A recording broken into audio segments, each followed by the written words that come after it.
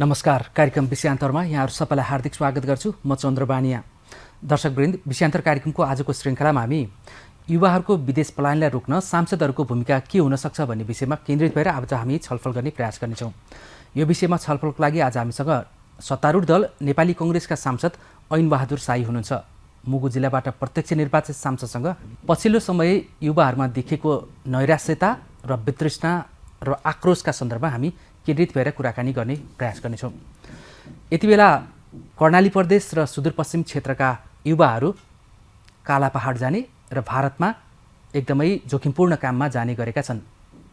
युवाहरू यसरी विदेश पलायन भइरहेको अवस्थामा न प्रदेश सरकारलाई टाउको दुखेको छ, न केन्द्र सरकारलाई नै टाउको दुखेको छ। सांसदहरू पनि यो विषयमा कहिलेकाहीँ आवाज उठाएको जस्तो देखिन्छ। तर यसैलाई मुद्दा बनाएर अब युवालाई रोजगारको अवसर देशभित्रै कसरी सिर्जना गर्ने, 7 तहको प्रदेश सरकार बनिसकेको छ, केन्द्र सरकार छ, स्थानीय सरकार छ 753वटा। यी सबै सरकार भएका ठाउँहरूमा स्थानीय उत्पादनलाई नै प्रोत्साहन गर्ने, संरक्षण गर्ने, रैथाने बालीलाई ब्रान्डिङ गर्ने गरी रोजगारको अवसरहरू सिर्जना गर्न सकिन्छ। तर नेपालका सरकारहरू 7 तहको प्रदेशको कुरा गरौँ या 753 स्थानीय सरकारको कुरा गरौँ या सिंहदरबार कब्जा गरेको केन्द्र सरकारकै कुरा गरौँ, यतातर्फ पटक्कै ध्यान गएको देखिँदैन। के युवाको विषयले गाउँहरू युवाविहीन भइरहँदा, गाउँमा युवाको अभाव भइरहँदा के सरकारको चिन्ताको विषय हुनु पर्दैन? राजनैतिक एजेन्डामा सत्ताको कुर्सीकै भागभण्डामा मात्रै दलहरू कहिलेसम्म झगडा गरिरहने, यो सवाललाई अब घर घरबाट गाउँ गाउँबाट उठाउन जरुरी छ। यसै सेरोफेरोमा हामी प्रत्यक्ष निर्वाचित भइसकेपछि र सांसदको 1 वर्षको अनुभव भइसकेपछि नेपाली कङ्ग्रेसका सांसद ऐनबहादुर साईले आफ्नो तर्फबाट यो सम्बन्धमा के पहल गर्नुभएको छ? उहाँ कर्णालीको मुगुबाट प्रत्यक्ष जननिर्वाचित सांसद हुनुहुन्छ। उहाँले चाहिँ आफ्नो क्षेत्रमा, आफ्नो प्रदेशमा, कर्णाली प्रदेशमा रोजगारका सम्भाव्यताहरू के देख्नु भएको छ? त्यहाँ रैथाने बालीहरूलाई संरक्षण गर्न र त्यसबाट पनि निकासी र प्रवर्धन गरेर रोजगारको अवसर सिर्जना पो गर्न सकिन्छ कि?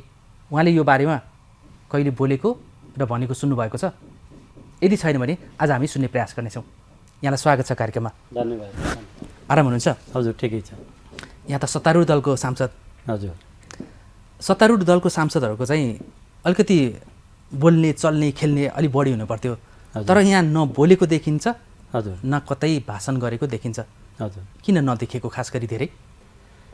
अब यसो छ, यो विषयमा अब हामी यो गत सालमा सम्पन्न निर्वाचन, जो प्रदेश तथा प्रतिनिधि सभाको निर्वाचन भइसकेपछि अब हामी यहाँ आयौँ र आइसकेपछि अब संसद सुचारू भइसकेपछि संसदमा अब जिल्लाका विषयमा, जिल्लाका जल्दाबल्दा विषय, जिल्लाका विविध समस्याहरूको बारेमा संसदमा कुरा राखिएको अवस्था छ।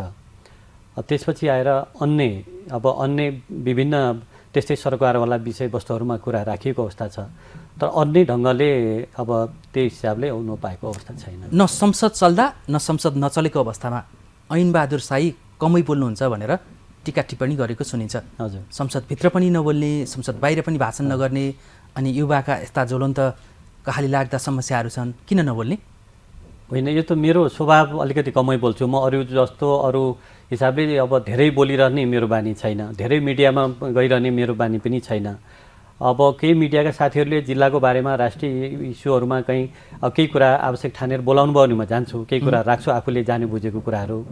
र संसदमा त मैले बोलिराखेको छु। संसदमा मैले अब जिल्लाका धेरै विषयवस्तुहरू र यही कुरा जो अहिले यहाँले जुन विषय सुरुमै उठाउनु भयो युवाका विषयमा, मैले मेरै जिल्लाका विषयमा पनि कुरा राखेको छु।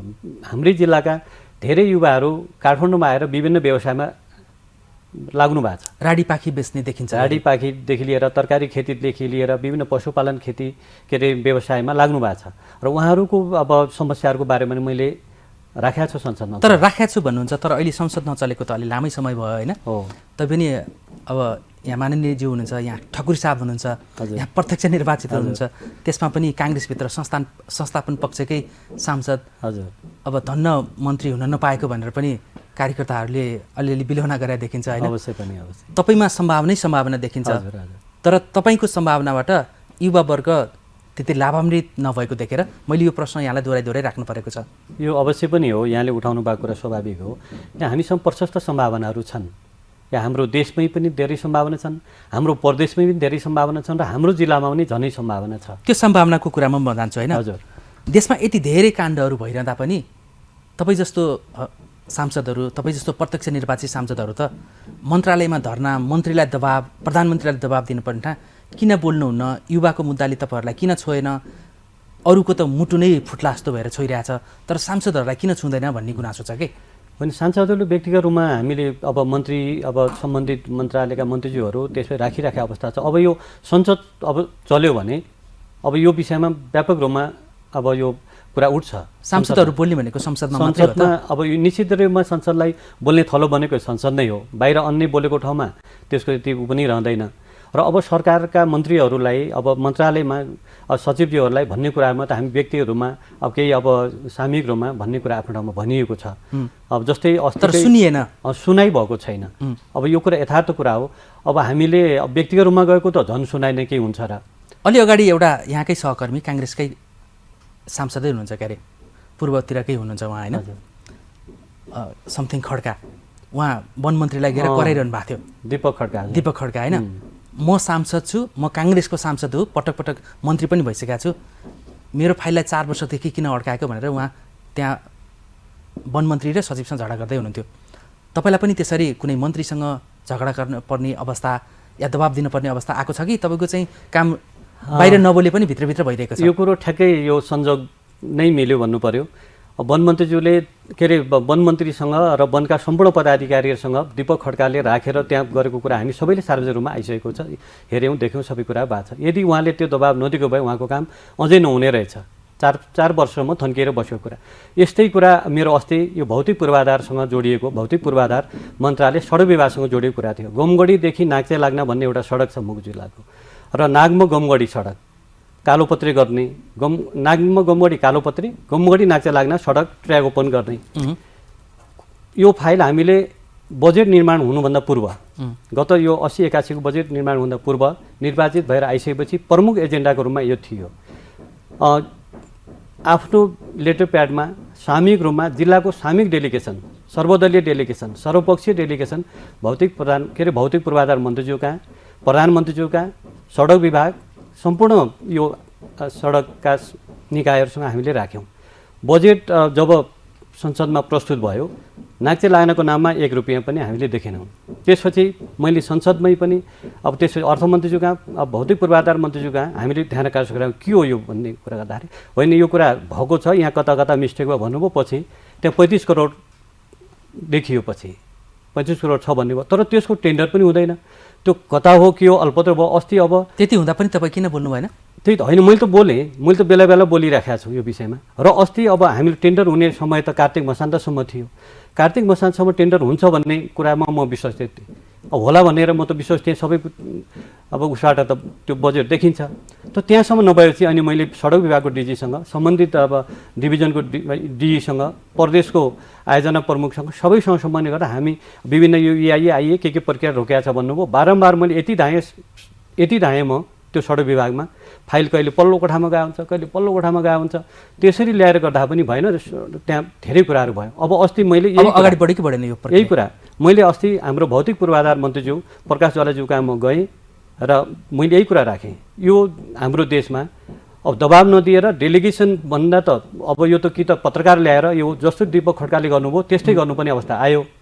त्यही गर्नुपर्ने हो कि काम अगाडि बढ्छ भने चाहिँ मन्त्रीज्यूले सडक विभागको डिजी, सम्बन्ध पदाधिकारी बोलाएर त्यसपछि तुरुन्तै त्यो कहाँ के रोकिएको छ के भएको छ भन्दाखेरि त्यसपछि उहाँले अनि विभिन्न किसिमका समस्याहरू त्यहाँ देखाउनु भयो र ती समस्या समाधान गरेर अहिले त्यो प्रक्रिया अगाडि बढेको अवस्था। यसरी अल्झाउने चाहिँ मन्त्रीले हुने रहेछ कि सचिवहरू? होइन, मन्त्रीज्यूले अड्काएको देखिएन, मन्त्रीज्यूले निर्देशन दिने, तर तलका कर्मचारी लेभलमा विभिन्न किसिमका यो ऐन नियमहरू के हो यो देखाएर त्यो कुरालाई अड्काउने हुँदो रहेछ। भनेपछि यहाँको अनुभवमा जसरी दीपक खड्काको देखियो त्यस्तै देखियो होइन?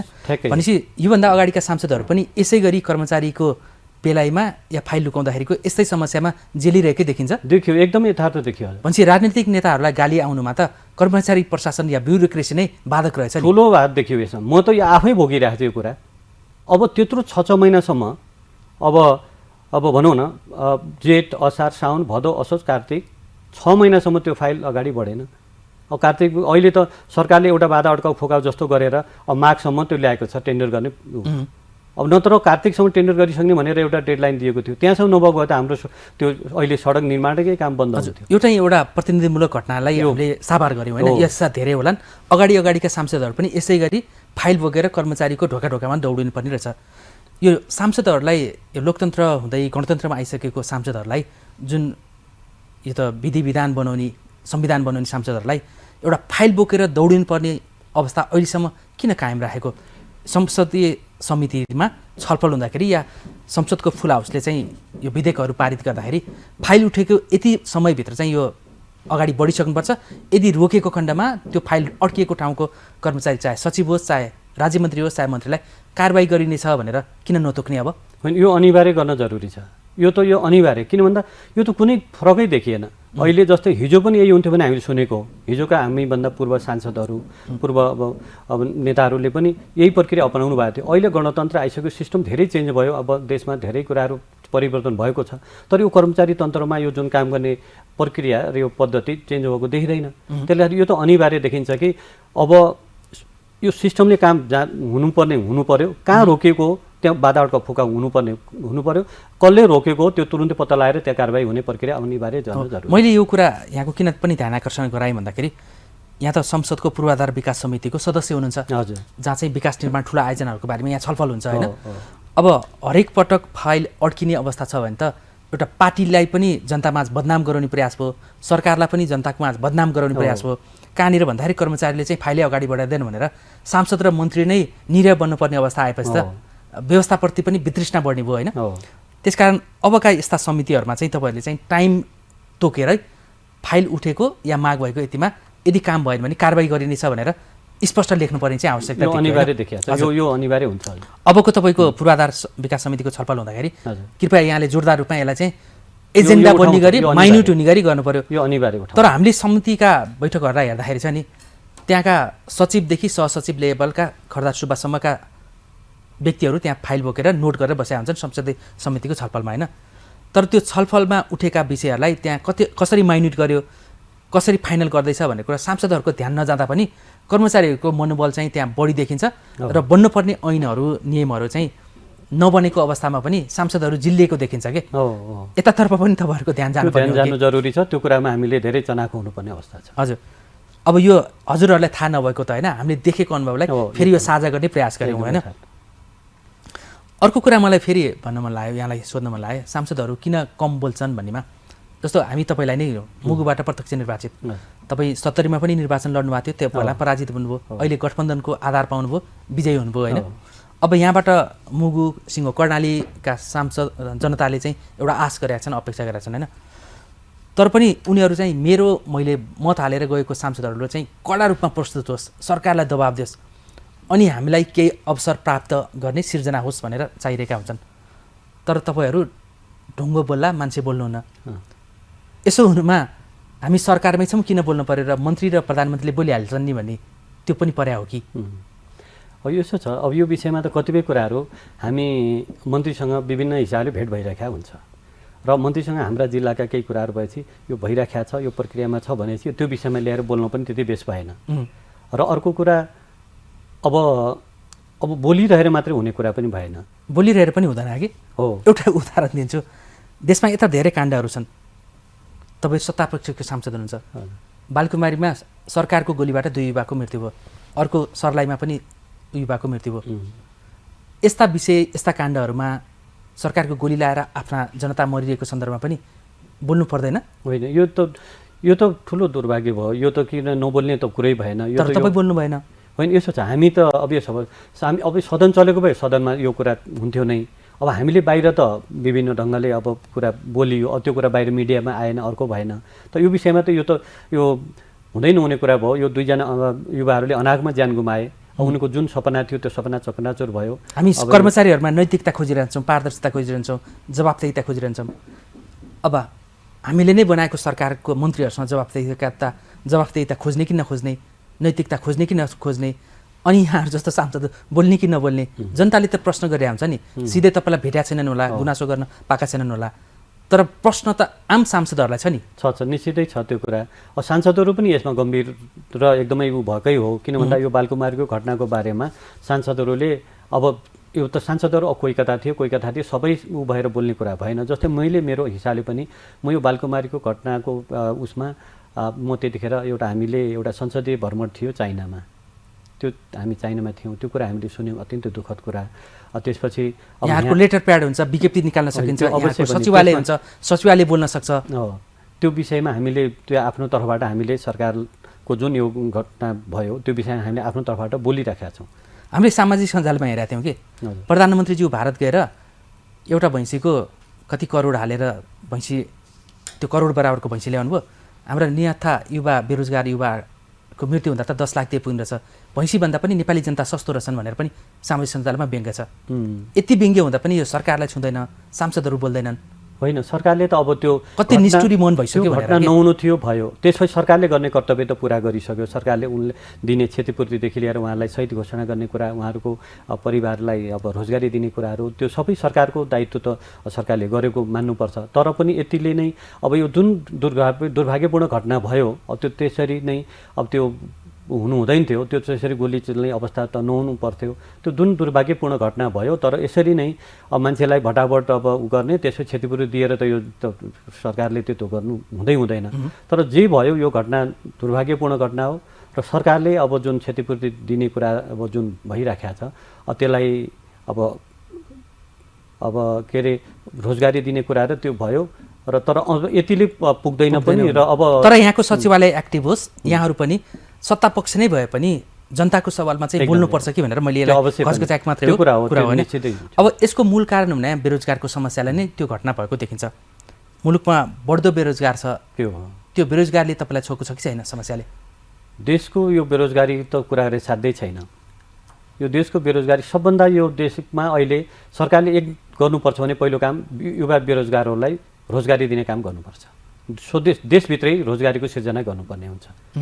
विदेशमा आज दिनका दिन लाखौँ लाख युवाहरू पलायन भइरहेको अवस्था छ। अब विकल्प पनि छैन, देशभित्र रोजगारी छैन, केही त गर्नै पर्यो। अब विदेशमा जानुको विकल्प पनि छैन युवाहरूमा। त्यसैले यो रोक्नका लागि सरकारले कुन नीति ल्याएर हुन्छ, कुन ऐन लिएर हुन्छ, कुन एउटा गरेर हुन्छ, सरकारले स्वदेशमै रोजगारी सिर्जना गर्ने। रोजगारीका विकल्प पनि धेरै छन् देशभित्र गर्ने हो भने, छ तर समान छन्, तर सरकारले यतातिर ध्यान दिएको अवस्था छैन। अब बेरोजगारको समस्यामा यहाँले भनिहाल्नुभयो, एउटा महिनामा 80,000 90,000 गइरहेका हुन्छन्। अब स्वीकृत लेखा पढ्नको लागि भनेर 1 लाखभन्दा बढीले 1.5 लाखले लिइरहेको देखिन्छ होइन। युवाहरू क्रमिक रूपमा पलायन भएको देखिन्छ। अब यहाँ कर्णालीको हुनुहुन्छ, काठमाडौँको आँखाबाट कर्णालीलाई हेर्ने हो भने त अझ आसपासका जिल्लाभन्दा सबभन्दा दूरदराज र अवसरविहीन भनेर कर्णालीकोलाई लिन्छ, कर्णाली प्रदेशलाई होइन। यो बेरोजगार समस्या राष्ट्रिय रूपमा समस्याकै रूपमा देखिँदाखेरि यहाँ आफू निर्वाचित भएको क्षेत्र र प्रदेशलाई हेर्ने हो भने कर्णालीमा बेरोजगारीको समस्याले युवाहरूलाई कतिको गाँजिरहेको छ?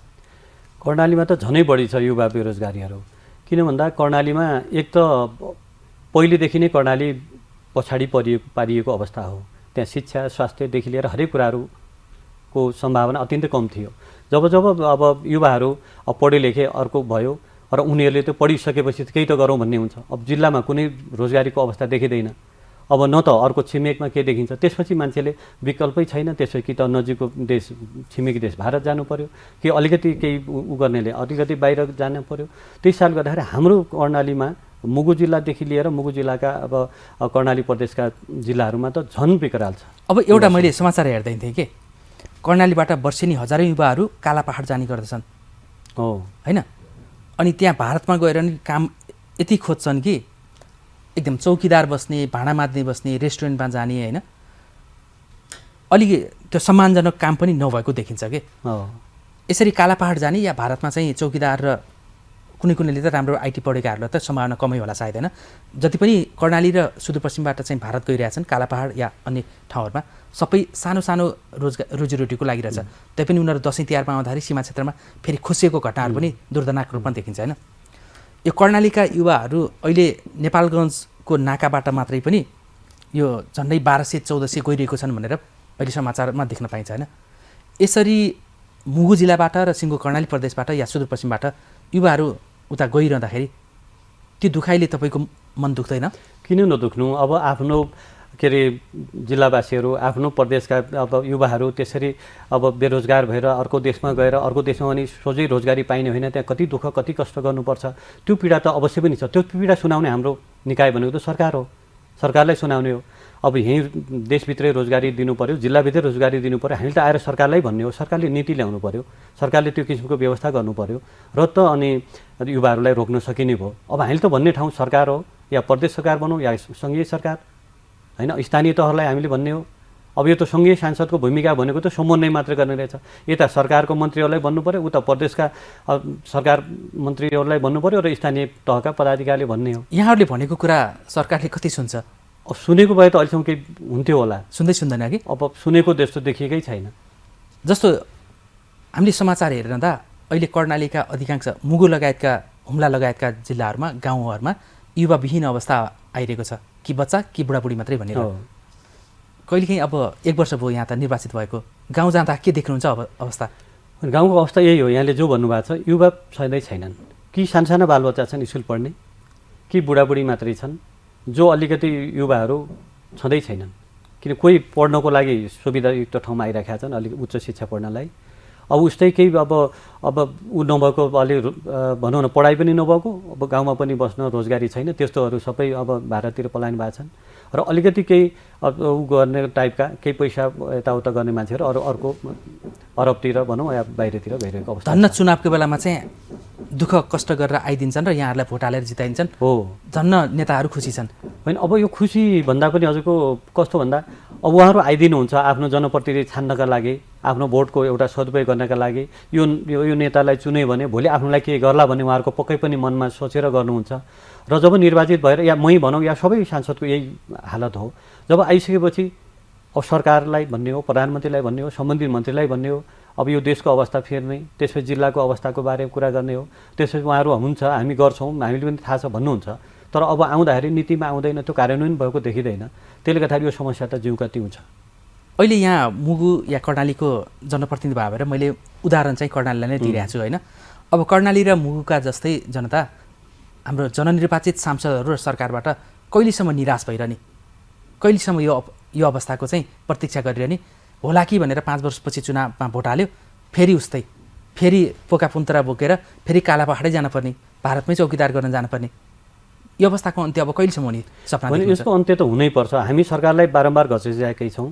अब हाम्रो यो एउटा उ छ कि अब आगामी वर्ष जो अब बजेट बन्दैछ, अब जेठ 15मा त बजेट आउँछ देशको, यो आउने बजेटले युवालाई सम्बोधन गर्ने हिसाबले बजेट आउनु पर्यो। बजेट त अघिल्लो वर्ष पनि आयो नि, आएको थियो, तर त्यो अनुसार भएन। त्यो जुन हिसाबले आउनु पर्थ्यो त्यो हिसाबले युवा लक्षित या रोजगारीमुखी बजेट आएन। अब आउने बजेटले युवा लक्षित हुनु पर्यो, रोजगारमुखी हुनु पर्यो र देशभित्रै युवाहरूलाई थाम्न सक्ने किसिमको नीति र कार्यक्रम आउनु पर्यो। त्यसले गर्दाखेरि अनि युवाहरू माग मात्रै भयो होइन। तपाईँको यसमा योजना के छ भन्ने कुरा हामी एकछिनपछि जान्छौँ, छोटो विश्राम लिन्छु म। दर्शकवृन्द, कार्यक्रम विषयान्तरमा आज हामी युवाको समस्यामा सांसदहरू कति गम्भीर छन्, सरकार कति गम्भीर छ भन्ने सन्दर्भमा हामी जान्ने प्रयास गरेका छौँ। आज हामीसँग नेपाली कङ्ग्रेस मुगुका सांसद ऐन बहादुर साई हुनुहुन्छ। छोटो विश्रामपछि फेरि जोडिनेछौँ।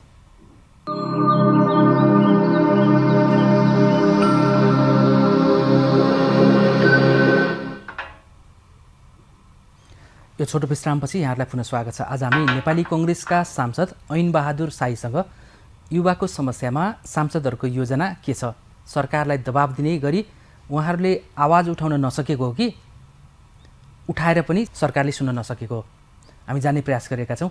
युवाको समस्या समाधानमा सत्तारूढ दलकै सांसदको भूमिका के कति भइरहेको छ र खास गरी आज हामी कर्णालीलाई एउटा प्रतिनिधिमूलक क्षेत्रको रूपमा हामी युवाको समस्यालाई उठान गर्ने प्रयास गरेका छौँ।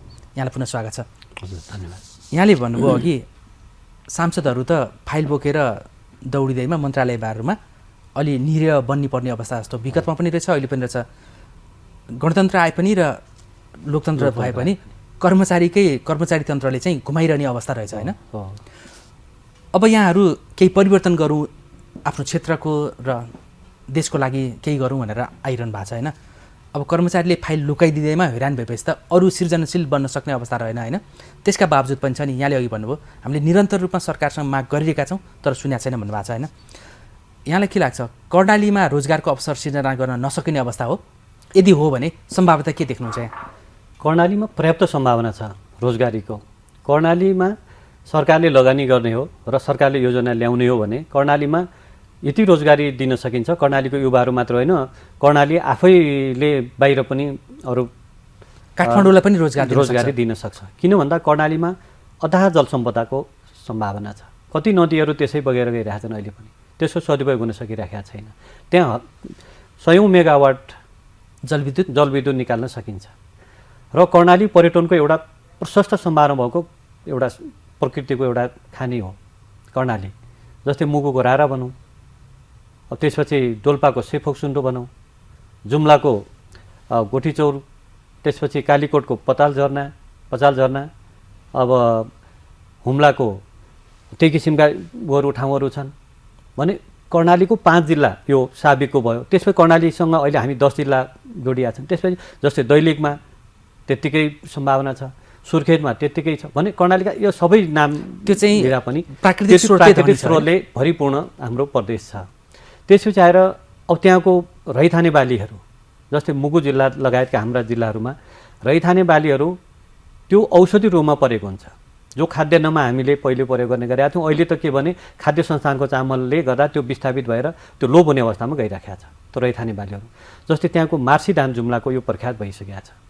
जस्तै मुगुमा उत्पादन हुने, हुम्लामा उत्पादन हुने र कर्णालीका सेरोफेरोमा सबै जिल्लाहरूमा उत्पादन हुने मार्से, त्यसपछि आएर चिनो, काउनो, त्यसपछि आएर त्यहाँका रैथाने ती बालीहरू, अब फापर, यो औषधिक रूपमा गइरहेको छ। अहिले ठुला डिपार्टमेन्ट स्टोरमा अब हाम्रो कर्णालीका जिल्लाहरूमा त्यहाँ गएर यहाँका बिजनेसम्यानहरू त्यहाँ ल्याएर अहिले ठुलो मात्रामा बिक्री गरिरहेको अवस्था छ। त्यसलाई हामीले प्याकेजिङ गरेर त्यसलाई अब व्यवस्थित गरेर त्यहाँ उत्पादन गर्ने, त्यसपछि त्यसको त्यहीँ बजारीकरण गरेर त्यहाँका युवाहरूलाई जिम्मेवारी दिने, उनीहरूलाई अब एउटा सिस्टमबाट त्यो रोजगारीमा लगाउने हो भने युवाको रोजगारी पनि हुन्छ। अब त्यसपछि मुलुकलाई आत्मनिर्भर पनि बनाउँछ र मुगु जिल्लाको समृद्धि र मुगु जिल्लाको सम्पन्नता त्यसले पर्याप्त रूपमा ल्याउन सक्छ। हजुर, यहाँले अहिले केही खाद्यान्नहरूको कुरा गर्नुभयो होइन, अर्को पर्यटन क्षेत्रको हिसाबले पनि त्यहाँका ताल र हिमालहरू त्यति सौन्दर्य छ, विश्वका लागि उत्कृष्ट छ। त्यो चाहिँ प्राकृतिक रूपमै भएको।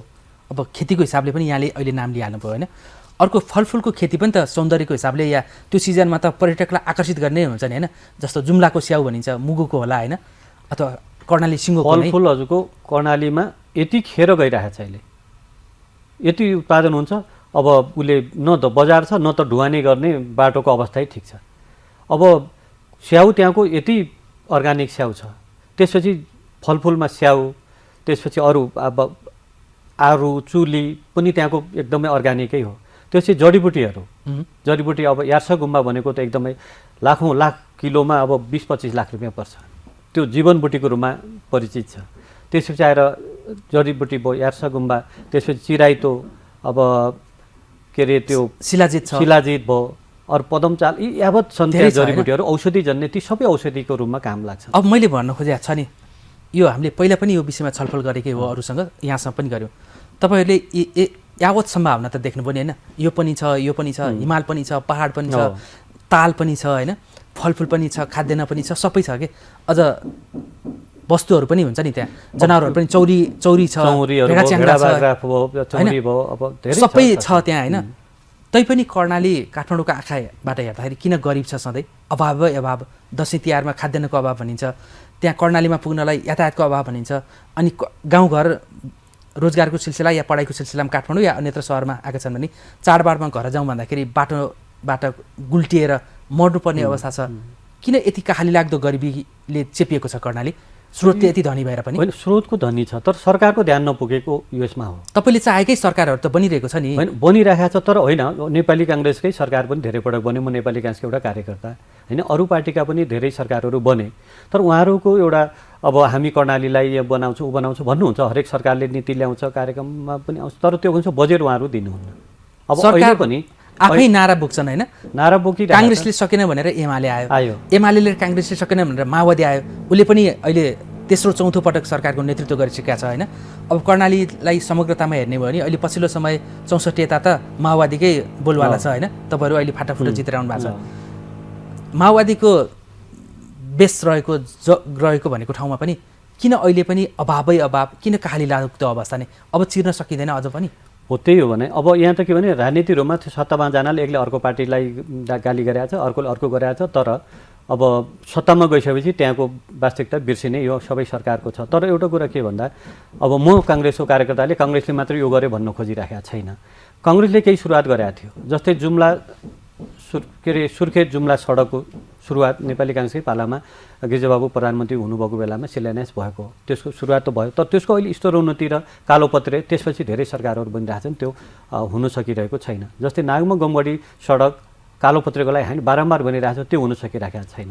त्यस कारण सडक मात्रै अब कालोपत्रे भएर मुगुसम्म पुग्नलाई सरर हुम्लासम्म पुग्नलाई अब जुम्लासम्म पुग्नलाई एकदमै सुगम भयो भने जस्तै मुगुमा हजारौँ पर्यटकहरू जान तयार छन्। न त हवाई सुविधा राम्रो छ, न त स्थल मार्ग नै राम्रो छ, अनि कसरी त्यहाँको समृद्धि हुन्छ? यसमा तपाईँहरू छ नि, तपाईँहरूले एक्लै आवाज उठाउँदा अलिकति बल पुगेन जस्तो छ। कर्णालीबाट प्रतिनिधित्व गर्ने चाहे प्रदेशका सांसदहरू होस् या चाहिँ सङ्घमा प्रतिनिधित्व गर्ने सांसदहरू तपाईँहरूको एउटै मुख किन हुन सक्दैन सरकारलाई दबाब दिनलाई? होइन, हामी एउटै हुन जरुरी छ। अब हामीले हुने प्रयास पनि गरिराखेका छौँ, तर के भने विकासमा अब एक हुनुपर्छ भन्ने कुरामा सबैको सहमति छ। तर अब यो विभिन्न पार्टीबाट जितेर आएको हुनाले अब आफ्नो पार्टीका स्वार्थहरू हुने भए आफ्नो पार्टीको, तर विकासलाई मूल मुद्दा बनाउन सकिएन। तर विकासलाई मूल मुद्दामा जानुपर्छ, हामी जनप्रतिनिधि भन्ने किसिमको कुरा भएको छ। अब हाम्रो त्यो पहल भइराखेको छ। 48 यता नै लोकतन्त्र आएपछिकै कुरा गर्ने हो नि, 30-35 वर्ष भइसक्यो। सुरुमा त पञ्चायतले हेरेन, राजा काठमाडौँका थिए, त्यसकारण मुगुलाई हेरेन, कर्णालीलाई हेरेन भन्ने थियो होला। अहिले त मुगुबाटै धेरै राजाहरू उत्पत्ति भइसक्यो, तैपनि कर्णाली उस्ताको उस्तै। अब त हामीले भन्ने ठाउँ पनि छैन, लाज लाग्दैन अब त भन्ने ठाउँै छैन। अब गणतन्त्र आइसक्यो, लोकतन्त्र आइसक्यो, लोकतन्त्रमा पनि हामीले अब कसैलाई दोष दिने ठाउँ छैन। त्यसैले अब हामीले नै अब पहल गर्ने हो, हामीले नै अब सरकारलाई घचघच्याउने हो र अबको अवस्थामा केही सुधार ल्याउने हो। हजुर, अब व्यवस्था जति परिवर्तन भए अब जनताको अवस्थामा परिवर्तन आएको छैन। त्यसैले अब देखिने गरी जनताको अवस्थामा सुधार ल्याउनका लागि अब हामी जनप्रतिनिधिहरू अब सबै एक भएर लाग्न जरुरी छ। हजुर, यसमा तपाईँहरू लाग्नु होला, त्यो कर्णालीको मुहार फेर्नु होला। जसरी प्राकृतिक रूपमा सुन्दर छ त्यस्तै गरी अब चाहिँ मानवीय आवश्यकतालाई पनि पुरा गर्ने गरी सुत्केरी अवस्थामा महिलाको मृत्यु हुन नपाओस् होइन। कतै यातायातको जाँदाखेरि गाडी गुल्टेर मरेको समाचार हामीले पढ्न या देख्न नपरोस् होइन। अर्को कुरा चाहिँ कर्णालीका जनताले भारतमा चौकीदार बन्न गएको पनि अवस्थाको अन्त्य होस् कि अब गणतन्त्रमा त तपाईँहरू महल बनाएर बस्ने, तपाईँ सांसदलाई भने होइन, अहिले निर्वाचित भएर आइसकेका मुख्यमन्त्री या मन्त्रीहरू कर्णाली छ, काठमाडौँमा जग्गा जमिन जोडेर बसेको छ, या सुर्खेतमा जग्गा जमिन जोडेर बसेको छ, या नेपालगञ्जमा छ होइन। तर त्यहाँको भोटर्स जो तपाईँहरूलाई जिताएर पठाउनु भएको छ उहाँहरू त चौकीदारकै रूपमा मजदुरी गर्ने विवश छन् कि। यो अवस्थाको अन्त्य होस् भनेर हामी चाहिँ अवस्थाको परिवर्तनमा यहाँसँग अपेक्षा गरेका छौँ। अवश्य पनि यसको लागि छ नि, यो अवस्थाको परिवर्तन गर्नको लागि छ नि, जस्तो एउटै मात्रै उदाहरण, ल स्याउको कुरा गरौँ होइन। कर्णालीमा जुन जिल्लामा पनि स्याउ राम्रै प्रशस्तै हुन्छ होइन। स्याउलाई त्यहीँ स्याउको जुस बनाउने, स्याउको रक्सी बनाउने, त्यसलाई ब्रान्डिङ गर्ने, अनि काठमाडौँ र मुख्य सहरहरूमा त्यसलाई बजार व्यवस्थापन गर्ने, त्यो ढङ्गको अभियानमा तपाईँहरू किन लाग्नुहुन्न? स्याउलाई उच्चतम उपयोगमा लिएर आएर त्यही रोजगारको अवसर पनि, बजार पनि, आम्दानी पनि गराउने ढङ्गले किन नलागेको तपाईँहरू? होइन, नलाग्ने होइन, लागिरहेको छ। हामीले भनिराखेका छौँ अब प्रत्येक जिल्लामा। कर्णालीमा काहीँ छ अहिले जुस, स्याउको जुस, फलफुलको जुस? जुम्लामा केही छ, जुम्लामा केही छ, मुगुमा त्यो सम्भावना छैन? छ, प्रशस्त सम्भावना छ। त्यहाँ हजारौँ किलो स्याउ उत्पादन हुन्छ। अब मुगुबाट सुर्खेतसम्म स्याउ ल्याउनलाई त्योभन्दा डबल खर्च हुन्छ। त्यसैले हाम्रो भनाइ मुगुमै एउटा स्याउ प्रशोधन केन्द्र राखौँ र त्यहीँबाटै जुस उत्पादन गरौँ, त्यहाँको अब ब्रान्डिङ एउटा वाइन उत्पादन गरौँ, त्यसको अर्को केही जे बन्छ त्यो बनेर त्यहाँबाट बाहिर। राज्य कति निरङ्कुश छ, कति असंवेदनशील छ भन्ने कुरालाई म एउटा दृष्टान्त दिउँ। जस्तो नेपालका कर्णाली लगायतका नेपालभरका 77 जिल्लामा जहाँ जनजाति बसोबास रहेको छ त्यहाँ स्थानीय उत्पादनबाट हुने रक्सीहरूको हुन्छ होइन। काहीँ कोदोको होला, काहीँ गहुँको होला, काहीँ मकैको होला होइन, काहीँ चामलको होला, चाहे अरू अरू फलफुलका पनि धेरै हुन्छ होइन। त्यहाँ चाहिँ राज्य शक्ति लाएर पुलिस लगाएर त्यो सबै भत्काएर उसलाई जरिवाना तिरेर ठोकेर नष्ट गरिएको देखिन्छ होइन। राज्य फेरि विदेशी ब्रान्डका रक्सीहरू भित्राइरहेको छ। नेपालले चाहिँ 5 खर्बभन्दा बढीको त रक्सी मात्रै आयात गर्छ अरे। यति ढेउले खर्बौँ रक्सी आयात भइरहेछ विदेशी ब्रान्डको चाहिँ होइन। तर हाम्रा जुम्ला या कर्णालीभित्र या मुगुका चाहिँ उत्पादित च्याउहरू बजार नपाएर गाई भैँसीले पनि नखाने अरे कुहिएर गइरहेको अवस्था छ। अब यसलाई रक्सी या जुसमा परिणत कहिले गर्ने? अब यसलाई त्यही स्थानीय प्रशोधन केन्द्र बनाएर त्यहाँका युवाहरूलाई भारतको काला पहाड जानुभन्दा त्यही चाहिँ फलफुलको उद्योगमा काम गर्ने वातावरण कहिले बनाउने के सपना देख्नु भएको छ? अनि अब बनाउने हाम्रो भनाइ यही हो। अब यो गत वर्षको उसमा आउनु पर्थ्यो, हामीले कुरा राखेकै हौँ। यो प्रत्येक जिल्लामा यो स्याउ प्रशोधन केन्द्र, जडीबुटी प्रशोधन केन्द्र राखेर त्यसलाई ब्रान्डिङ गरेर बेच्ने, त्यसपछि रोजगारी दिने, त्यो गर्नुपर्छ भन्ने। यो 35 वर्ष भइसक्यो यो मैले सुनेको के निरन्तर यो कुरा आइरहेको छ। तर यो धेरै पैसा पनि लाग्ने होइन होला। अब यसमा हामी पनि त्यति अब उसमा गइराखेका छैनौँ। त्यसैले अहिलेको आगामी वर्षको बजेटमा यो हामीले सम्बन्धित अब मन्त्रालयमा र सम्बन्धित उसमा कुरा राखिरहेका छौँ र यो आगामी वर्षमा यो कुनै पनि हालतमा यो व्यवस्था हुनुपर्छ भन्नेमा हाम्रो दृढ यसमा अठोट छ र दृढ रूपमा हामी लागिरहेछौँ। अहिले मैले फलफुलको एउटा उदाहरण दिएँ होइन। अब अर्को चाहिँ बहुमूल्य जडीबुटीकै कुरा गरौँ। नेपालको कर्णाली यस्तो हो, विश्वकै एकदमै अमूल्य पहाड त्यहाँ छ, प्राकृतिक स्रोत छ होइन। एकदमै महँगो भनेको यासा गुम्बादेखि लिएर शिलाजितदेखि लिएर अन्य धेरै छ त्यहाँ होइन। त्यो जडीबुटीलाई पनि छ नि कच्चा पदार्थको रूपमा भारतमा निर्यात या चीनमा निर्यात गर्नुभन्दा त्यही नै प्रशोधन केन्द्र अब यही नै हामीलाई उद्योग नखोलेसम्म हामी यो कच्चा पदार्थलाई निर्यात गर्न दिने छैनौँ। यो ठेकदार मार्फत केही बिचौले मार्फत उनीहरूलाई मात्रै धनी बनाउने होइन। हामी हाम्रै युवाहरूलाई, हाम्रा मतदाताहरूलाई रोजगार दिने गरी हामी प्रशोधन केन्द्र या उद्योग खोल्छौँ भनेर तपाईँहरूको दबाब दिने गरी आँखा कहिले खुल्छ? अब दबाब दिइराखेका छौँ, यसलाई कार्यान्वयन मात्र नभएको हो। यो गर्नुपर्छ भनेर हामीले सम्बन्धित मन्त्रालयमा अब यो गत सालमै हामीले लेखेर भेटेर सबै कुरा दिएको हो। यस्तो भनेको पनि मैले सुनेको धेरै वर्ष भइसक्यो। हामीले दबाब दिउँ भनेर हो, एकदम दबाब दिने काम निरन्तर जारी छ, गर्नेले गरिरहेको अवस्था छैन। तर यसलाई अब ठोस रूपमा देखिने गरिकन अब आगामी वर्षको कार्यक्रममा यो ठोस रूपमा हामी गर्ने गरी गर्छौँ। नभएपछि सम्बन्धित मन्त्रालय घेर्ने हो कि प्रधानमन्त्रीलाई घेर्नुपर्ने हो कि के गर्नुपर्छ हामी गर्छौँ। यसमा एकजना यहाँकै पार्टीका सहकर्मी जस्तो लाग्छ, सञ्जय गौतम हो, हाम्रो केन्द्रीय सदस्य बर्दिया होइन, बर्दियाको सांसद हुनुहुन्छ। उहाँको एउटा अभियान देख्नुभयो नि, फुलमुनि बसेर उहाँले धरना दिनुभयो, त्यसपछि सरकारको आँखा खोल्यो। अर्को सहकर्मी साथी अघि भनेको दीपक खड्का, उहाँले वन मन्त्रालयमा अब म मन्त्रीलाई घेर्छु, म यहाँबाट बाहिर निस्किन भनेपछि उहाँको फाइल अगाडि बढ्यो होइन। मैले त्यो दुईवटा दृष्टान्तबाट अर्को पनि हुनुहुन्छ, एकजना प्रभु शाहले पनि एउटा अभियानै गर्नुभएको थियो। रौतहट काण्डका अभियुक्तलाई नखोजेसम्म हामी धरना जारी राख्छौँ भनेपछि सरकारले कमिटी एउटा गठन गरेको थियो कि। अरू विभिन्न पार्टीको पनि उदाहरण देखाएको छ। तपाईँकै पनि सञ्जय गौतम र मैले दिलीप खड्काको दुईवटा थिएँ होइन। तपाईँले प्रधानमन्त्री र अर्थमन्त्रीलाई भेटेर अब यो आर्थिक वर्षमा या अब आउने बजेटमा हाम्रो कर्णाली प्रदेशमा यतिवटा चाहिँ यो जडीबुटीको प्रशोधन केन्द्र या यो फलफुलको प्रशोधन केन्द्र या उद्योग नखोल्ने भने हामी छोड्ने छैनौँ, धरना बस्छौँ प्रधानमन्त्री कार्यालयमा या अर्थमन्त्रीमा भनेर तपाईँहरू सामूहिक रूपमा कहिले घोषणा गर्नुहुन्छ? भने अब हामी केही उसमै गर्छौँ, बजेट निर्माणको पूर्व हिसाबमा हामी यो गर्छौँ। बजेट जो निर्माण हुने पूर्व तयारी हुन्छ त्यसमा हामी त्यो हाम्रो नीति र कार्यक्रममा कर्णालीका सबै, अब कर्णाली लगायत अन्य जिल्ला पनि होलान्, अब सबै छन् भनौँ, हाम्रो देशमा त धेरै ठाउँहरू। तपाईँहरू चाहिँ त्यो सुरुवात हामी त्यो ठाउँको लागि हामी त्यो सबै कर्णालीका युवा कहिलेसम्म मरिरहने, कहिलेसम्म राडीपाखी काँधमा बोकेर इन्डियाको बजारमा र काठमाडौँको बजारमा या सहरी बजारमा दौडिरहने आफ्नै क्षेत्रमा? यहाँले एकदमै यो कुरा स्वाभाविक रूपमा सही टाइममा भन्नुभएको उठाउनु भएको छ। यो कुरालाई हामी कार्यान्वयन गर्नका लागि हामी यो बजेट पूर्व नै प्रधानमन्त्रीज्यू र अर्थमन्त्रीज्यू र उद्योग मन्त्री, सम्बन्ध मन्त्री भेटेर ध्यान आकर्षण गराउने कि ध्यान आकर्षण मात्र होइन, हामी यो तपाईँहरूले कार्यक्रममा ल्याउनु भएन भने हामी धरना बस्नुपर्छ कि जे गर्नुपर्छ हामी उहाँहरूलाई अल्टिमेटम अब के दिनुपर्छ हामी बजेट पूर्व नै दिने हो। घेराउ गरेर त केही उनीहरूलाई त पहिले उहाँहरूले कार्यक्रम ल्याउनुभन्दा पहिले नै अब त्यो सबै उहाँहरूलाई हामी अल्टिमेटम गर्छौँ, दिन्छौँ। दिनुहुन्छ अब चेतावनी? अल्टिमेटम अवश्य दिन तोकेर हामी त्यो नीति र कार्यक्रममा आउनका लागि उहाँहरूलाई दबाब दिन्छौँ, ल्याउनका लागि दबाब दिन्छौँ र त्यति भएपछि त पक्कै पनि त्यो कार्यक्रममा आउनुपर्छ। हामीले यो घचघचाइरहेको वर्षौँ भइसक्यो, अहिले पनि हामी फेरि घचघचाइरहेका छौँ। यहाँहरूलाई जवाफदेही बनाउनु नै हो कि आफ्ना मतदाताप्रति, देशप्रति होइन। हाम्रो सपना मुलुकलाई समृद्ध बनाउनु छ, मुलुकलाई कृषिमा आत्मनिर्भर बनाउनु छ, अनि देशभित्रै युवालाई टिकाउनको लागि रोजगारको अवसर सृजना गर्नु छ। तपाईँहरूले सामूहिक रूपमा प्रधानमन्त्री र अर्थमन्त्रीलाई दबाब नदिएसम्म र घेराउ नगरेसम्म त कर्णालीको जनता फेरि त्यही अवस्थामै रहन्छन् जुन अवस्था अहिले छ। अब यसमा छ नि, यहाँले एउटा कमिटमेन्ट त गर्नुभयो सार्वजनिक रूपमा, यो कार्यक्रम जिएनएन टेलिभिजनबाट पनि प्रसारित छ, AP1 टेलिभिजनले पनि प्रसारण गरिरहेको छ होइन। अब यसबाट तपाईँलाई उन्मुक्ति नदिने, तपाईँलाई आफ्नो पेरिफेरीमा जवाबदेही बनाउन हाम्रो यो उद्देश्य रहेको छ होइन।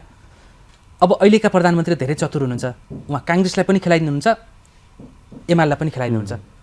तपाईँहरू सांसद त बब्रो नै भनिरहनु भएको छ, कर्मचारी तन्त्रले खेलाइरहेको अवस्था छ होइन। के हामी आशा गर्न सक्छौँ अब चाहिँ ऐनबहादुर शाही लगायत कर्णालीबाट प्रतिनिधित्व गर्ने सांसदहरू सबैले प्रधानमन्त्रीलाई दबाब दिनेछन् कर्णालीमा उद्योगहरू खोल्नको लागि भनेर? अनि अवश्य पनि यो आज तपाईँ र हामी कुरा गरिरहेका छौँ, यो अब जेएनएन र अब एपी1मा हामी कुरा गरिरहेका छौँ अहिले। यो कुरा यो देशभरिका सम्पूर्ण सबैले सुनिराख्नु भएको छ। अवश्य पनि हामी यो आगामी नीति र कार्यक्रममा कर्णालीलाई अब युवाहरूको वैदेशिक यो विदेश जाने पलायनलाई रोक्नका लागि, कर्णालीलाई समृद्ध कर्णाली र समुन्नत कर्णाली बनाउनका लागि र कर्णालीको अथाह सम्भावनालाई कर्णालीमै व्यवस्थित गर्नका लागि एउटा बृहत कार्यक्रम र व्यापक एउटा कार्यक्रम ल्याउनका लागि हामी ठोस उहाँसँग हामी दबाब दिन्छौँ र यो दबाबका बावजुद पक्कै पनि हामीलाई विश्वास छ त्यो कार्यक्रम आउँछ र कार्यक्रम आएन भने त्यसपछिका दिनहरूमा हामीले के अब दबाब दिने त्यो कुरा छुट्टै छ। तर त्यतातिर भन्दा पनि कार्यक्रम आउँछ भन्नेमै हामी विश्वस्त छौँ र बजेट निर्माण हुनु पूर्व हामी अर्थमन्त्री र प्रधानमन्त्रीलाई यो किसिमको कुराहरू हामी दिने कुरामा हाम्रो प्लान र हामी सल्लाह गरिरहेका छौँ। र आज यो सन्दर्भमा यहाँले जो कुरा उठाउनु भएको छ कर्णालीलाई र विशेष गरी युवाहरूलाई लक्षित गरेर, यो तपाईँकै अब एउटा रोभरमा यो प्रतिबद्धता हो। अवश्य पनि अब आगामी दिनमा आउने बजेट कर्णाली केन्द्रित र युवा केन्द्रित भएर आउँछ भन्ने कुरामा विश्वास छ। हजुर, अब तपाईँले सरकारलाई प्रधानमन्त्रीलाई दबाब दिनुभन्दा पहिला अब अहिलेको त प्रधानमन्त्री त सबैको प्रधानमन्त्री नै हो, आम जनताको पनि हो, अब सबै पार्टीको पनि हो होइन। तर त्यसका बावजुद पनि उनले प्रधानमन्त्री हेर्दा त म त माओवादीको भन्ने त छ नि भित्र त होइन। तपाईँले चाहिँ प्रधानमन्त्रीलाई र अर्थमन्त्रीलाई दबाब दिनुभन्दा पहिला सबभन्दा पहिला आफ्नो पार्टीका सभापति शेरबहादुर देउवालाई यो विषयमा कन्भिन्स गर्ने कि नगर्ने, आफ्ना पार्टीका श्रद्धेय महामन्त्रीद्वय जो युवा तारा भनेर आफूलाई प्रचार गरिरहेका छन्, कतिले स्टन्टबाज नेता पनि भन्छन् होइन, गगन थापा, विश्वप्रकाश लगायतलाई यो विषयमा कर्णालीको मुद्दामा तपाईँहरूले गम्भीर बनाउने कि नबनाउने, बुझ्ने गरी उहाँहरूको आँखा र कान खोल्ने कि नखोल्ने, त्यतापट्टि पनि जान पर्ने? अवश्य पनि यो कुरा एकदम स्वाभाविक हो यो कुरा, किनभने पहिले त आफ्नो पार्टीको तर्फबाट पनि यो कुरा त्यहाँ हुन जरुरी छ र उहाँहरूमा पनि यो कुरा आउन जरुरी छ। उहाँहरूको विभिन्न हामी भेटघाटको क्रममा पार्टिसिपाज्यू, अब महामन्त्रीज्यू, पार्टीका पदाधिकारीज्यूहरूसँग पनि यो कुरा हुन्छ। उहाँहरू कर्णालीको बारेमा उहाँहरू चिन्तित हुनुहुन्छ, कर्णालीमा केही गर्नुपर्छ भन्नेमा उहाँहरू छ। तर अब यही कुरा हो, उहाँहरू पनि भन्नुहुन्छ, तर पनि असुन्ने निकायले नसुनेकै अवस्था हो यो अहिलेसम्म। र अब अहिलेको यो जो हामी अभियान गर्दैछौँ यो कुरालाई हाम्रो पार्टीको सभापतिज्यू र पदाधिकारीज्यूहरू, महामन्त्रीज्यूहरूलाई पनि हामी कुरा उहाँहरूलाई जानकारी गराउँछौँ, लेखेर दिन्छौँ। उहाँहरूको तर्फबाट पनि सरकारको प्रधानमन्त्रीज्यू र हाम्रा अर्थमन्त्रीज्यूलाई पनि उहाँहरूबाट पनि दबाब पुग्ने गरिकन हामी यो कुरा राख्छौँ। हजुर, अब यो चाहिँ सरकारलाई र पार्टी सभापतिलाई, पदाधिकारीलाई दबाब दिने कुरा भयो होइन। अब यहाँ त लोकतन्त्रको पहरेदार प्रजातान्त्रिक पार्टीको एउटा निष्ठावान कार्यकर्ताको रूपमा आफूलाई अगाडि सारिरहनु भएको छ होइन। तपाईँको पार्टी कङ्ग्रेसभित्र चाहे कार्य सम्पादन समितिको बैठक बसोस् या पदाधिकारीको बैठक बसोस् या केन्द्रीय कमिटीको बैठक बसोस्, त्यो कमिटीभित्र चाहिँ यो अहिले हामीले छलफल गरेको विषय खास समग्रतामा देशभरका युवाहरूको समस्या र अझ बढी स्पेसिफिक हुँदा चाहिँ कर्णालीको जुन दुरावस्था छ, कर्णालीमा यी प्रशोधन केन्द्र या उद्योग खोलेर त्यहाँको युवालाई चाहिँ न्यूनतम यति रोजगार दिने भनेर काङ्ग्रेस केन्द्रीय कमिटीको बैठकको कुनै विभाग या फुल कमिटीमा या पदाधिकारीको बैठकमा कहिले कर्णालीलाई चिन्तन गरेर बैठक बसेको पाउनु भएको छ? अहिले कर्णालीमा केही समय पहिले पार्टीको केन्द्रीय समितिमै कर्णालीको बारेमा व्यापक छलफल भएको छ र कर्णालीलाई विकास निर्माणको कुरामा अनि त्यहाँको अन्य उसबाट अगाडि ल्याउनुपर्छ र सरकारले उच्च प्राथमिकता राख्नुपर्छ भन्ने विषयमा एक पटकको बैठकले एउटा निर्णय नै गरेको अवस्था छ। मैले ठ्याक्कै त्यो निर्णय अहिले यो कार्यसमिति बनिसकेपछि कि यही कार्यसमितिको बैठकमा कुरा भएको छ र अब त्यो निर्णय भएको छ, कार्यान्वयन त अहिलेसम्म भएको छैन। त्यसैले अब बस्ने केन्द्रीय समितिमा र अब बस्ने अब पार्टीको मिटिङमा यो कुरालाई फेरि हामी थप दबाब गर्नका लागि हामी यो कुराहरू पनि। तपाईँको अहिले केन्द्रीय कमिटीमा कतिजना हुनुहुन्छ कर्णाली प्रदेशबाट? कर्णाली प्रदेशबाट अहिले हाम्रो 3-4 जना हुनुहुन्छ। अहिलेको केन्द्र सरकारमा कतिजना हुनुहुन्छ मन्त्री? कर्णालीबाट त अहिले कर्णाली प्रदेश एकजना मात्र हुनुहुन्छ, हाम्रो उप प्रधानमन्त्री तथा रक्षा मन्त्री पूर्णबहादुर खड्का हाम्रो पार्टीबाट हुनुहुन्छ। त्यसै माओवादी केन्द्रबाट त शक्तिबहादुर बस्नेत हुनुहुन्छ हुनुहुन्छ होइन, काङ्ग्रेसबाट चाहिँ एकजना होइन, कर्णाली प्रदेशबाट। अब प्रदेश सरकारको त कुरै नगरौँ, कर्णाली प्रदेशमा कर्णालीकै सबै नेताहरू हुनुहुन्छ होइन। यो सिंहदरबारले कर्णालीलाई हेरेन भनेर तपाईँहरू चाहिँ यो गणतन्त्र या संहितामा जानुभन्दा अगाडि तपाईँभन्दा अगाडिका नेताहरूले पनि हामीसँग स्वयंसँग भनेको थियो, हामीले धेरै अन्तर्क्रियामा पनि भएको थियौँ, सिंहदरबारको आँखाले कर्णालीलाई कहिल्यै बुझ्नै सकेन, चाहे राष्ट्रिय योजना आयोग चाहे मन्त्री परिषदले भन्ने थियो होइन। अब चाहिँ कर्णालीमै थुपुक्क एउटा 10वटा जिल्लालाई हेर्ने गरी प्रदेश सरकार बनेको छ। पहिला यहाँ पनि शाही, योभन्दा अगाडि पनि 2टा शाही त मुख्यमन्त्री नै हुनुभयो पटक पटक गरेर होइन, एउटा कार्यकालभरि नै शाही नै हुनुभयो। जीवनबहादुर शाही हुनुभयो, महेन्द्रबहादुर शाही हुनुभयो। हजुर, शाहीको बोलवाला रहेछ कर्णालीमा होइन।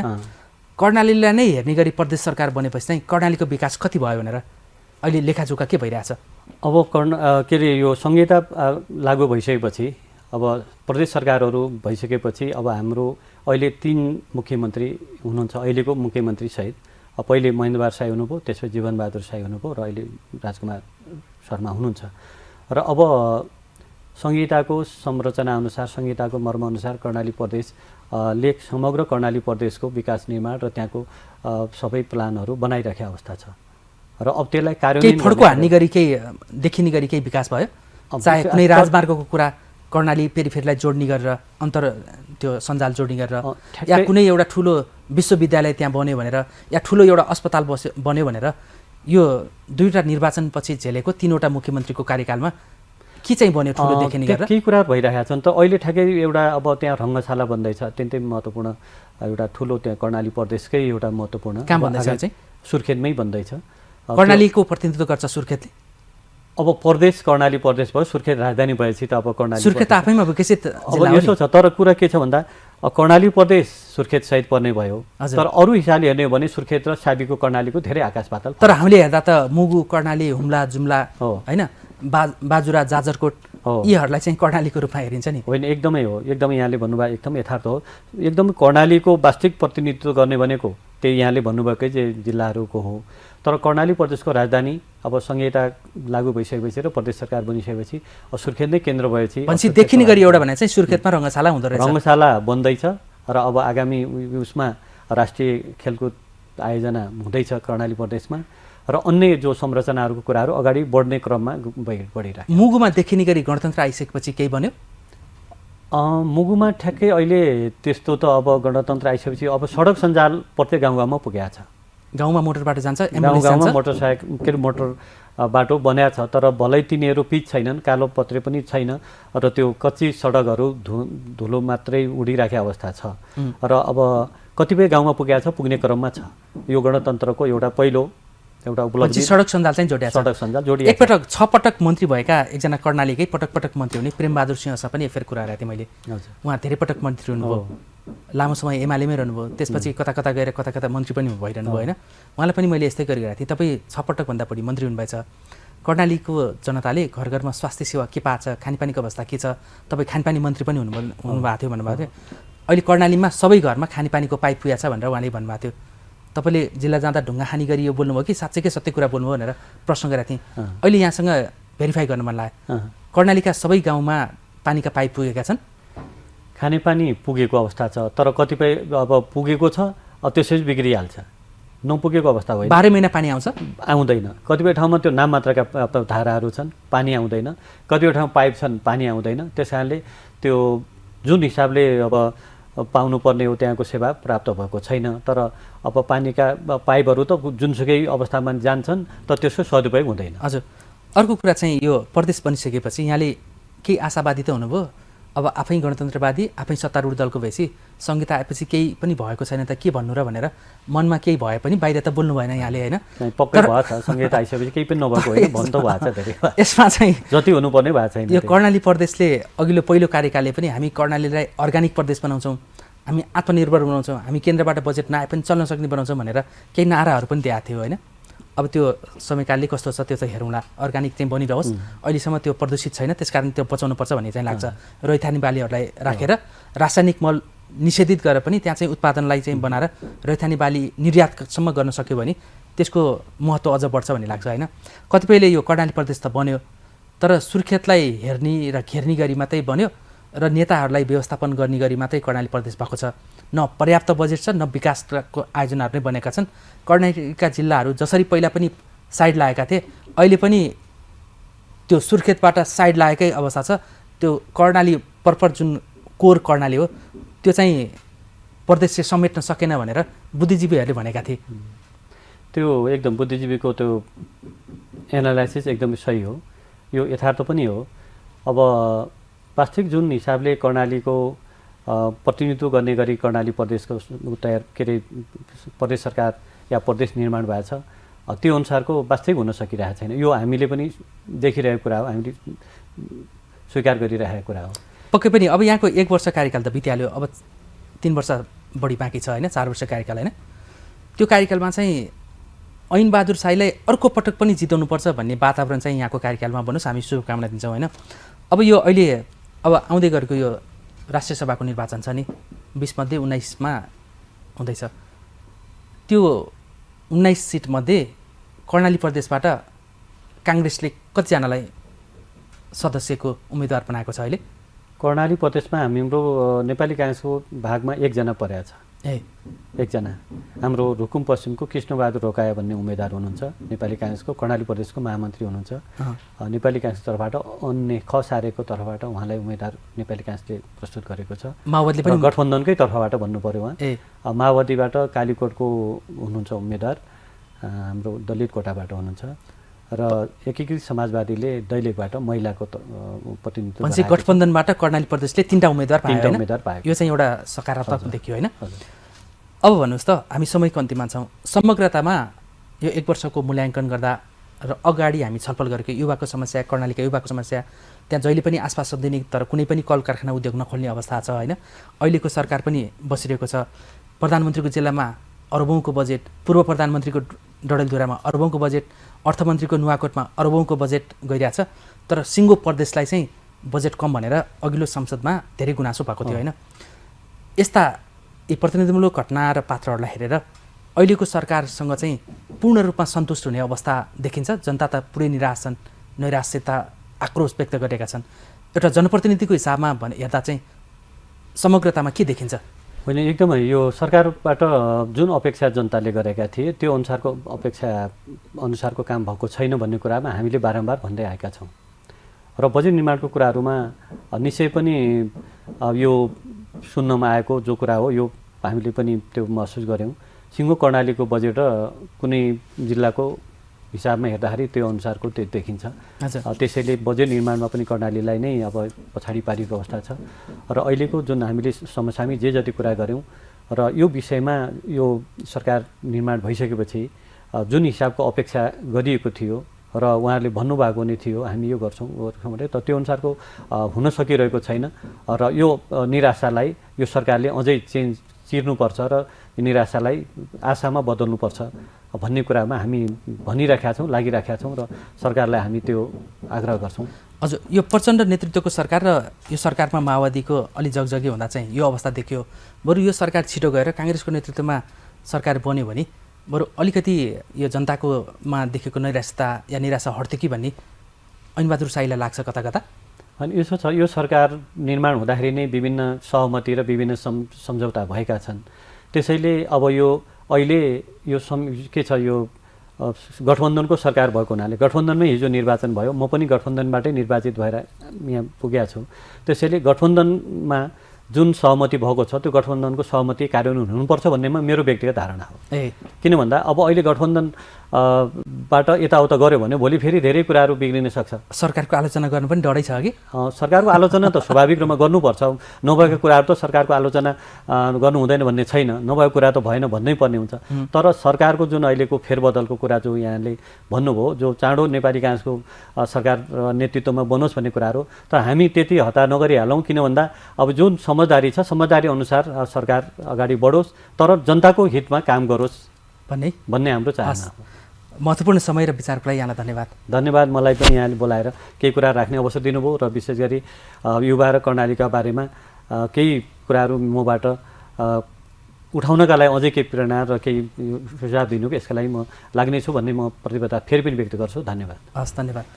दर्शकवृन्द, विषयान्तर कार्यक्रममा हामीले नेपाली काङ्ग्रेसबाट मुगु जिल्लाबाट प्रत्यक्ष निर्वाचित हुनुभएका सांसद ऐनबहादुर शाहीसँग यो युवाको समस्यामा र युवाहरू विदेश पलायन हुने क्रम जुन डरलाग्दो रूपमा देखिएको छ र गाउँमा युवाविहीन अवस्था देखिँदैछ, यसको अन्त्यको लागि सरकारले कति सुनेको छ, कति घचघचाइरहेको छ, या सांसदहरूको भूमिका यो काइलाग्दो अवस्थाको अन्त्यको लागि के हुन सक्छ भन्ने सन्दर्भमा हामीले कर्णालीको सेरोफेरोलाई एउटा प्रतिनिधिमूलक उदाहरणका रूपमा प्रस्तुत गर्ने प्रयास गऱ्यौँ। यिनै संवादको साथ कार्यक्रमबाट हामी बिदा हुन्छौँ। नमस्कार।